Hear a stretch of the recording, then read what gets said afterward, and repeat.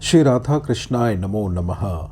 सर्वप्रथम मैं भगवान श्री राधा कृष्ण के श्री चरण कमलों की वंदना करता हूँ। आप सभी भक्त श्रोताजनों को भी सादर नमस्कार करता हूँ। श्री गर्ग संहिता के विज्ञान खंड से आज हम उस कथा का श्रवण करने वाले हैं जहाँ पे व्यासदेव जी राजा उग्रसेन को भगवान श्री कृष्ण के परम भक्ति दुर्लभ ज्ञान का उपदेश दे रहे हैं। राजा उग्रसेन जी व्यासदेव जी से जिज्ञासा पूर्वक परमात्मा के स्वरूप के निरूपण करने को कहते हैं। साथ ही वे यह भी जानना चाहते हैं कि विद्वानों ने पूजा पद्धति में भगवान श्री कृष्ण के कितने लक्षण तथा कितने प्रकार बतलाए हैं। यह कथा इस ग्रंथ में इस प्रकार से वर्णित है। राजा उग्रसेन ने कहा, आप भगवान श्री कृष्ण के स्वरूप है। आपने मेरे ऊपर अति कृपा की है। आपके श्रीमुख से साक्षात भगवान श्री कृष्ण की पूजा पद्धति विस्तार पूर्वक मैंने सुन ली। इससे मैं सफल जीवन हो गया। अहो, प्राणियों में बड़ी मूर्खता भरी हुई है। वे लोभ, मोह और मद के कारण मत वाले हो गए हैं। इसी से उन्हें विराग उत्पन्न नहीं होता और ना कभी वे भगवान का भजन ही करते हैं। भगवान, जगत की यह मोहिका शक्ति बड़ी अद्भुत है। प्रभु, यह मोह कैसे उत्पन्न हुआ और किस प्रकार इसकी निवृत्ति होगी, यह बताने की कृपा कीजिए। श्री व्यास जी बोले, जिस प्रकार जल में कई चंद्रमा दिखाई पड़ते हैं, जल के चंचल वेग से वे दृष्टि गोचर होते हैं, किंतु वास्तव में है कुछ नहीं, बिल्कुल प्रतिबिंब मात्र हैं। ठीक वैसे ही परम प्रभु की प्रतिबिंब रूपी यह माया फैली हुई है। उसी के प्रभाव से मेरा और मैं का भाव उत्पन्न हो जाने पर संसार कायम हो जाता है। माया, काल, अंतकरण और देह से गुणों की उत्पत्ति होती है। मनुष्य इनके द्वारा विपरीत कर्म करता हुआ बंधन में पड़ जाता है। इंद्रियों का ही यह प्रभाव है कि दर्पण में बालक, बालू में जल और रस्सी में सांप का भान होने लगता है। राजन, यह जगत मोहमय है। इसमें रजोगुण और तमोगुण कूट कूट कर भरे हैं। कभी कभी सत्वगुण का भी प्रादुर्भाव होता है। यह मन का विलास है, विकार मात्र है और भ्रम रूप है। अलाद चक्र के समान यह शीघ्रता पूर्वक परिवर्तित होता रहता है। इस प्रकार जानो, मैंने यह कर दिया, यह करता हूँ और यह करूँगा, यह मेरा है, यह तेरा है। मैं सुखी हूँ, मैं दुख में पड़ गया। लोग मुझसे बिना कारण प्रेम करने वाले हैं। इस प्रकार मनुष्य कहता रहता है। मेरा तो यह मत है कि मनुष्य अहंकार के कारण सुध बुद्ध खो बैठा है। राजा उग्रसेन ने पूछा, ब्राह्मण, कृपा पूर्वक मुझसे परमात्मा के लक्षणों का वर्णन कीजिए।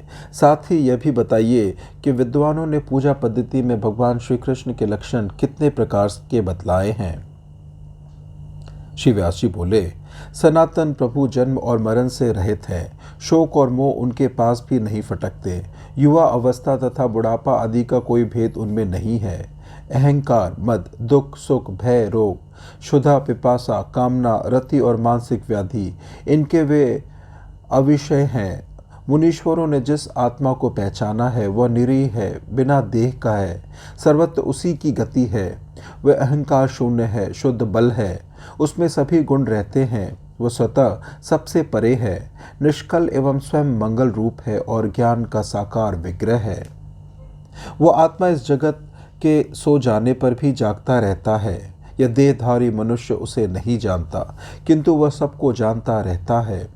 वही आदि पुरुष है, वह सबको देखता है, किंतु यह प्राणी उसका साक्षात्कार नहीं कर पाता। उस मल से रहित आत्मा की मैं उपासना करता हूँ।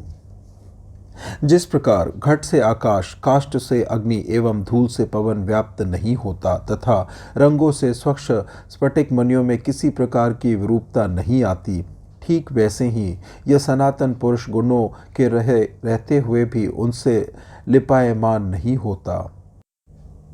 वह शत शब्द से वाच्य परमात्मा, लक्षणा, व्यंजना, वाक् चातुर्युक्त अर्थों, पद स्फोट, परायण शब्दों तथा सर्वोत्तम गुणियों के द्वारा भी ज्ञान का विषय नहीं होता। फिर लौकिक प्राणी तो उसे जान ही कैसे सकता है।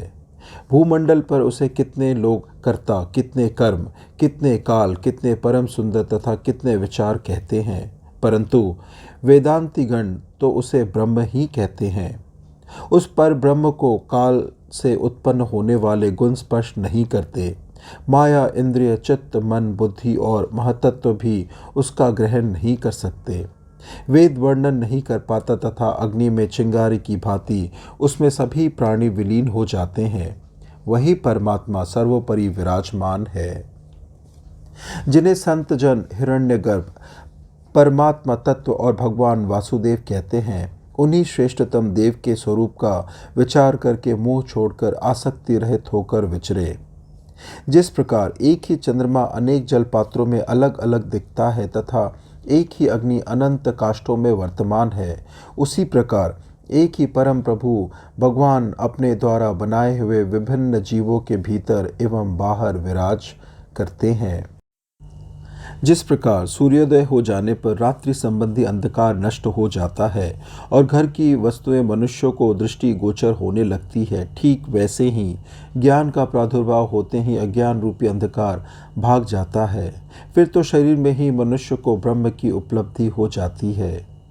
जैसे इंद्रियों की प्रवृत्तियां अलग अलग हैं, उनके भेद से गुणों के एक ही विषय में नाना अर्थ की प्रतीति होती है, उसी प्रकार अनंत परम प्रभु भगवान का तेजोमय स्वरूप एक ही है, जबकि मुनियों के शास्त्र अनेक हैं, जिनके कारण उसका भेद पूर्वक वर्णन किया गया है। जो पुरुषोत्तम भगवान श्री कृष्णचंद्र साक्षात श्री हरि हैं, अपने भक्तों पर कृपा करना जिनका स्वभाव बन गया है, जो कैवल्य नाथ है तथा जिन्होंने राजा नृक का उद्धार किया है, उन स्वयं पूर्ण ब्रह्म परमेश्वर को मैं प्रणाम करता हूँ। श्री नारद जी कहते हैं, इस प्रकार कहकर भगवान वेदव्यास जी ने राजा उग्रसेन से जाने के लिए स्वीकृति ली। तत्पश्चात संपूर्ण यादवों के देखते देखते वे वहीं अंतर्धान हो गए। मैंने भगवान श्री हरि के प्रति भक्ति बढ़ाने वाला यह विज्ञान खंड तुम्हें कह सुनाया। इसका विस्तृत वर्णन किया गया है। इसे श्रोतागणों को मोक्ष प्रदान करने वाला कहा गया है। गर्गाचार्य ने इसका वर्णन किया है, अतएव गर्ग संहिता नाम से इस ग्रंथ की प्रसिद्धि हुई है। यह संहिता संपूर्ण दोषों को हरने वाली, परम पवित्र तथा चारों प्रकार के पुरुषार्थों को देने वाली है। इस प्रकार से आज की यह उत्तम कथा यहीं संपन्न होती है। श्रवण करने के लिए और अपना बहुमूल्य समय देने के लिए आपको धन्यवाद। श्री राधा कृष्णाय नमो नमः।